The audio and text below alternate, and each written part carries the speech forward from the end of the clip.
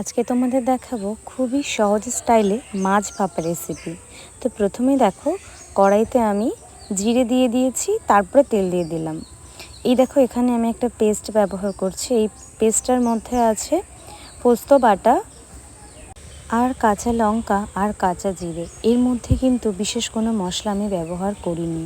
আর এখানে দেখতে পাচ্ছ, আমি নারকেলের দুধ আগে থেকে পেস্ট করে বের করে রেখেছিলাম, সেই নারকেলের দুধটাই আমি দিয়ে দিলাম।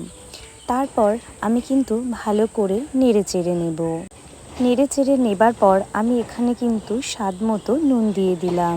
তারপর এখানে আমি কিন্তু রঙের জন্য একটু হলুদ গুঁড়ো ব্যবহার করলাম। তারপর ভালো করে এগুলোকে আমি মিক্স করে নেব। সুন্দর করে আমি মিক্স করে নিয়েছি। দেখো কত সুন্দর একটা কালার এসছে।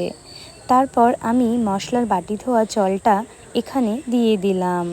তারপর আগে থেকে মেখে রাখা নুন হলুদ আর সর্ষের তেল দিয়ে মেখে রাখা মাছগুলো আমি একে একে দিয়ে দিলাম।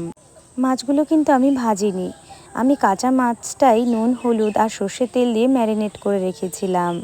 তো দেখো, এইবার এই মশলার মধ্যে ওই মাছগুলো দিয়ে আমি কিন্তু ভালো করে কষিয়ে নিচ্ছি। দেখো, কষাতে কষাতে বেশ সুন্দর একটা ঘন স্ট্রাকচার এসছে। আস্তে আস্তে আমি আরও কষিয়ে নেব। দেখতেই পাবে খুব সুন্দর তেল ছেড়ে এসছে। দেখো, কথা বলতে বলতে এগুলো কিন্তু আমার কষানো কমপ্লিট হয়ে গেছে। দেখো, খুব সুন্দর একটা রং এসছে ন্যাচারাল। ব্যাস কমপ্লিট আমার কাঁচা মাছ রান্না ভাপা।